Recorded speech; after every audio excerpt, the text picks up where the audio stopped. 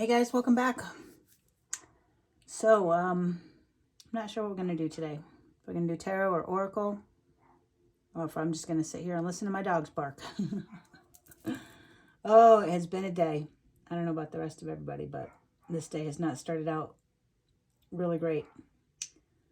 So, I think maybe we'll do tarot. Let's see. Hope everybody's doing well. Hope your day is better than mine. I feel like it's Mercury retrograde all over again. It's been a technology hell day. None of the accounts are working right, and none of the websites. The internet was down, and yeah, good times. So, at any rate, let's see if we can't turn it around. Shall we? I figured I was actually wanted to do a reading a lot earlier today, but had got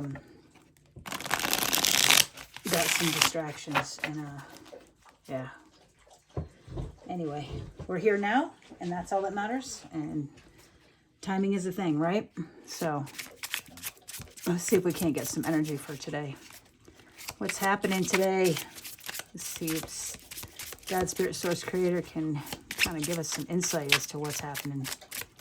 Actually had a really good attitude when I woke up, and I don't know, kind of went to shit. Okay, let's see. We've got Princess of Swords in the reverse. So the princesses are, oh wait, we got another one in here. And Judgment in reverse. So, Princess of Swords. Swords is communication or thoughts. And the princess, I'm taking that to be the page. It could be the knight, but I think it's a page. At any rate, it is communication, and the princess, she moves really fast, right? It's reacting and not responding. And that's literally, yeah, I can honestly say I just did that on a phone call. I reacted and I did not respond. And ever gotten to a point, guys, where you're just, you know what? I can't sugarcoat things anymore. I just can't, right? Like, I have tried to be tactful. I have tried to use compassion. I have tried everything. And yeah, I think everybody at some point reaches a point where, you know what? You just got to be blunt. And because people just don't get it. And I feel like that's definitely where I was today. I don't know about you guys, if you guys are kind of feeling that, but this is it's a thing. It's being that blunt, not going to sugarcoat it, calling a spade energy. That I know that's definitely where I'm at today. And from there we go to Judgment in the reverse, which is an error in judgment. It's a weakness. It's a denial. I feel like, I don't know if that's you or the person you're dealing with, but in my case, it's probably a little bit of both.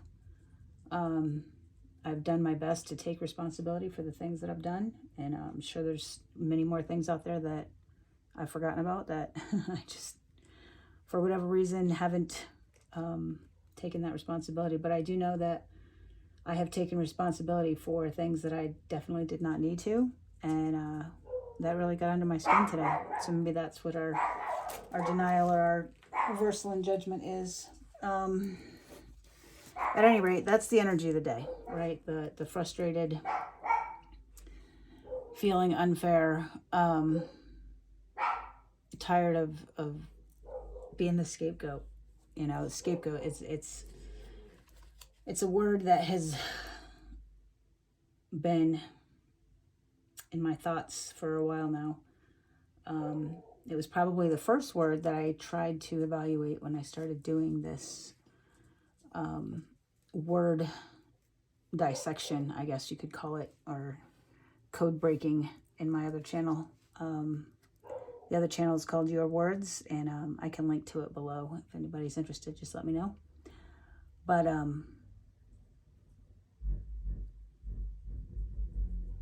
I've tried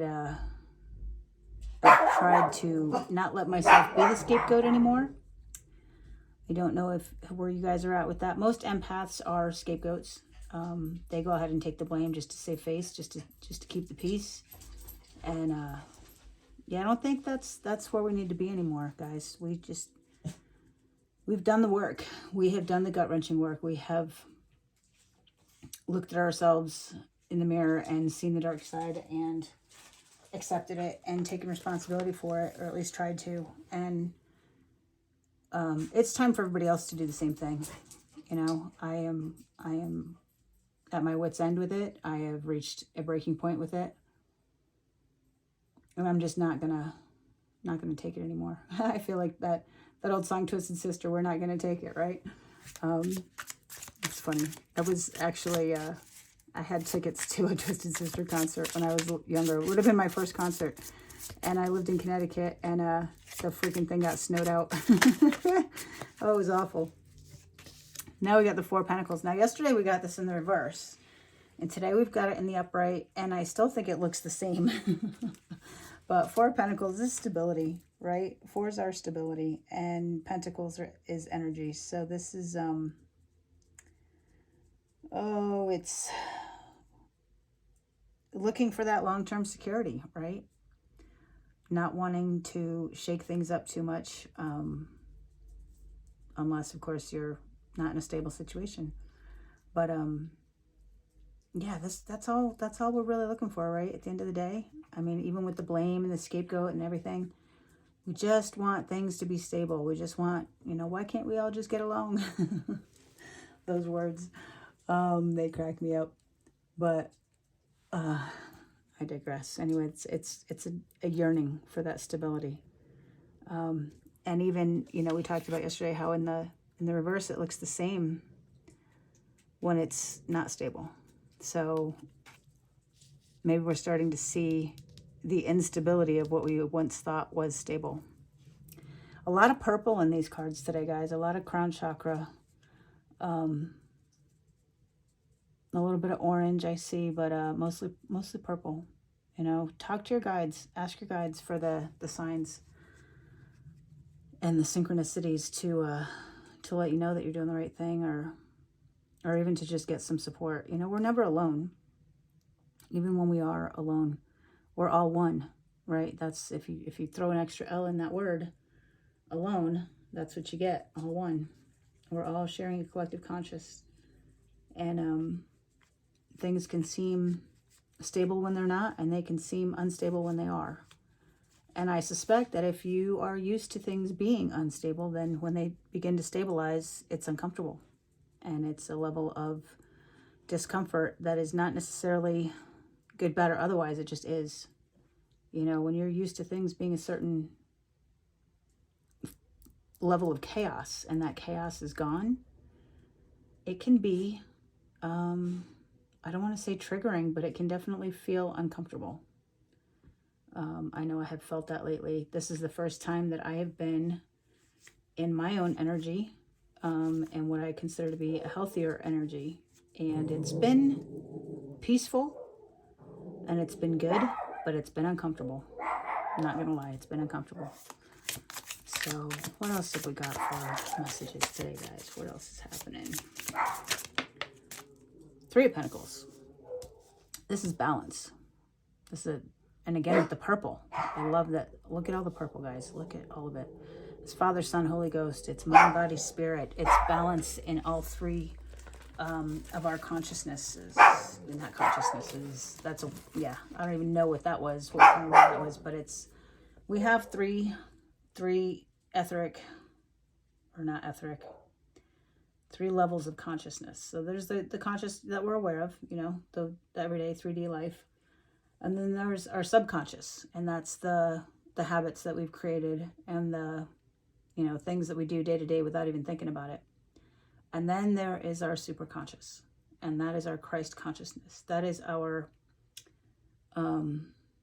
pure love consciousness. And that can be hard to tap into at times.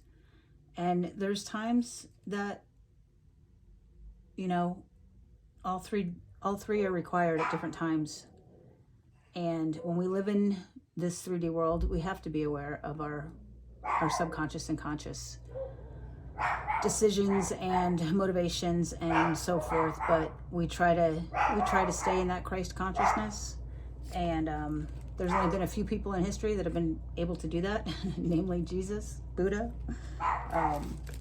and those are our ascended masters. And obviously, I'm nowhere close to that. I don't know that I know of a person today in the world, human existence, that can embody that Christ consciousness 24/7. I think it's next to impossible. But it is a team, right? It's your team, and you're not alone, because you have your team of your different levels of consciousness, and the Christ consciousness is the one that we all share. And I feel like that's a balance of all of that.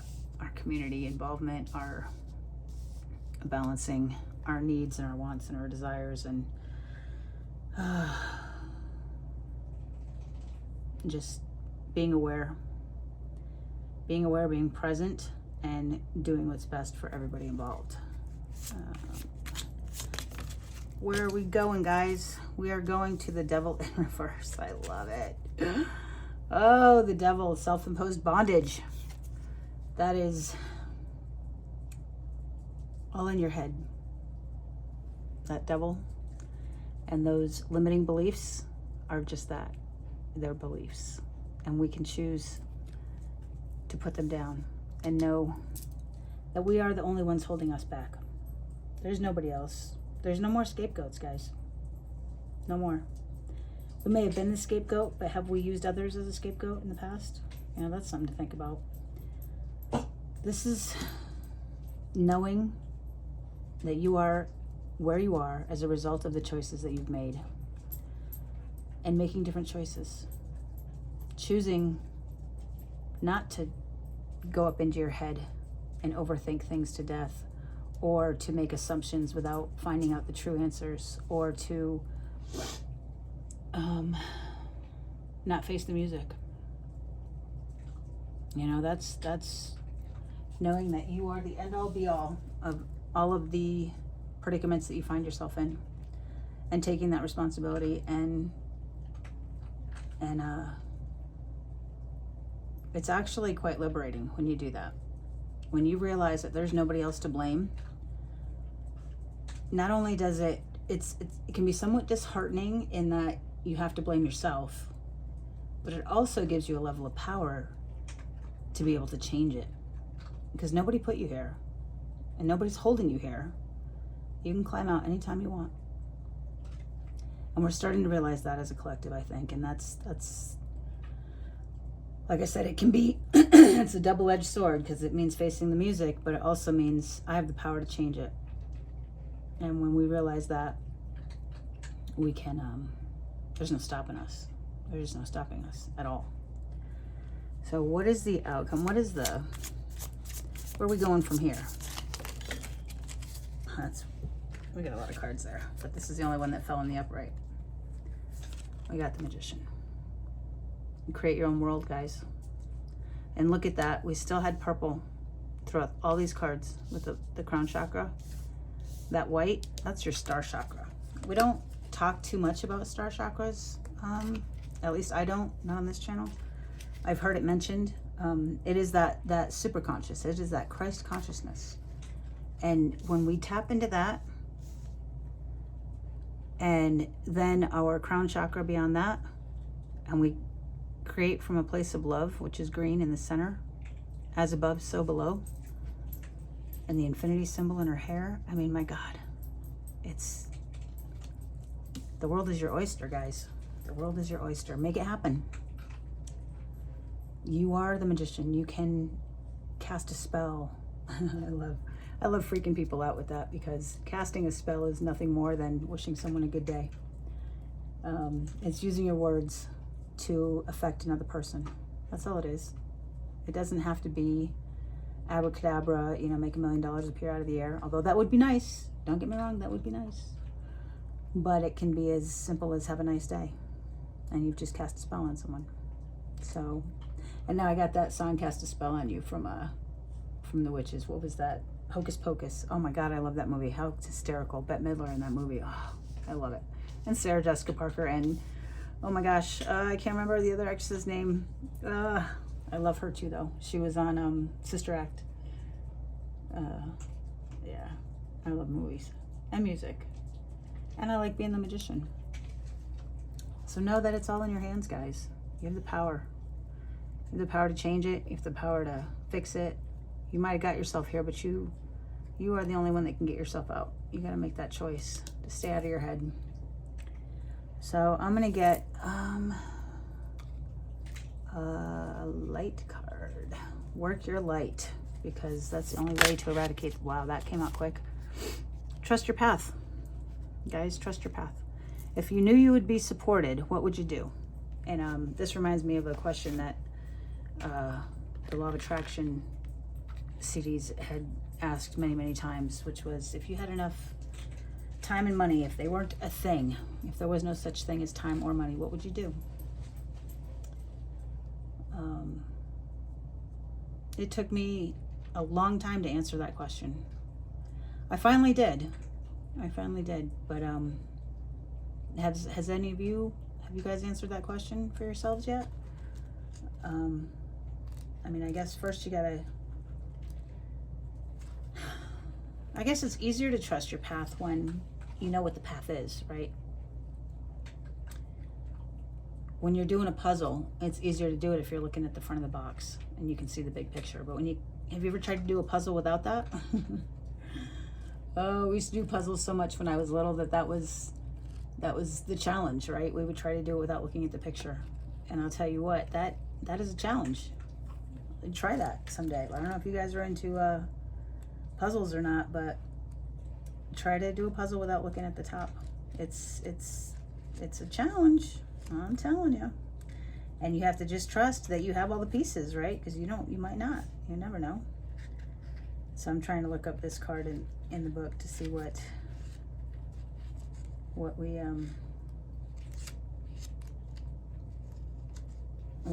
our author has to say, Rebecca Campbell, has to say about trust your path. Trust your path. The universe is conspiring. Keep facing your true north. You know, my mom told my son that years ago, and he told me this recently, and I don't ever remember my mother saying, find your true north. But apparently she told him that, and that stuck with him. And although I, in theory, know what that means, I'm not sure I truly know what that means. So that's interesting. I'm gonna have to think about that one today. But anyway, it says keep facing your true north. Your job is not to pave the path, but to simply keep facing your true north and take one step after another. If you do this, you can't go wrong. The universe is conspiring. Don't waver or doubt. Use your heart as a compass to put one foot in front of the other. If you follow the invisible trail of what lights you up, you will light up the world without even trying. Most people don't follow the highest call of their soul because they're waiting to see the end destination before they take that first step. If you take one baby step each day, within a year you will have taken 365 steps in your dedicated direction. If you want to write a book, write a page every day. If you want to change careers, do one thing every day in dedication to that. Before you know it, in just a year from now, you'll turn back and look in awe at how far you've journeyed. Keep moving and open yourself up to a whole new level of support and receiving. Things are not going to work out the way you are planning, but if you have a little faith and keep showing up, they will work out even better than you could possibly imagine. Don't micromanage the universe. Trust your path and let your soul lead the way. If you knew you would be supported no matter what would you do? I've actually been doing that, guys, and it's scary. And I'll tell you what, people will call you batshit crazy. They'll call you a freaking psycho. I don't know what tomorrow is going to bring, and I trust that the universe is going to bring me something better than I could ever imagine. I just have two things in mind, right? I want peace And I don't mean peace, P-I-E-C-E, as in piece of a puzzle. I want peace, P-E-A-C-E, as in peace of mind. And I want to help people. I want to inspire people and show them that healing is not all rainbows and unicorns. It's not all Reikis and sound baths. It is gut-wrenching looks in the mirror and knowing that those things that trigger you from other people are indicative of childhood wounds and belief systems that you have long since forgotten about and are part of your subconscious that you aren't even aware of anymore. I heard a breakdown yesterday of how it was unethical, or I don't remember the word that she used, basically a bunch of bullshit, that people mirror you, that what you see in others that triggers you exists in yourself. And I got a little defensive at first because the person stating that was a psychiatrist and, you know, admittedly was a scientist, did not believe in law of attraction, spirituality, and so forth, overstepping with psychology. And she thought that the mirroring, the law of mirrors, literally meant for you to admit that if, you know, someone was disrespecting you, that meant you were disrespectful. And I wanted to go on and comment and clarify this, but I chose not to because I thought, well, you know what, that's her path. She'll have to learn that on her own, just like I did. Because that was what I thought when I first learned about the law of mirrors. I thought, you know, well, man, everybody's disrespecting me and I'm trying to be respectful of everybody else. When I put other people above myself and I put their needs above my own needs, that is, in fact, disrespecting myself. And that is what the law of mirrors is. It doesn't mean that I treat other people the way I'm being treated. It means I'm treating myself the way other people are treating me. And that's a huge shift to think about, you know. I mean, it's easy to say, well, I don't disrespect other people, but do you disrespect yourself in any way? Do you put other people's needs above your own? Something to think about. I don't know where all that came from, but yeah, I think on my other channel today, we're going to do a post about the word mirror, and we're going to dissect that. So we'll deep dive into that word today. So if you guys want, check it out later. I will let you know when that's posted.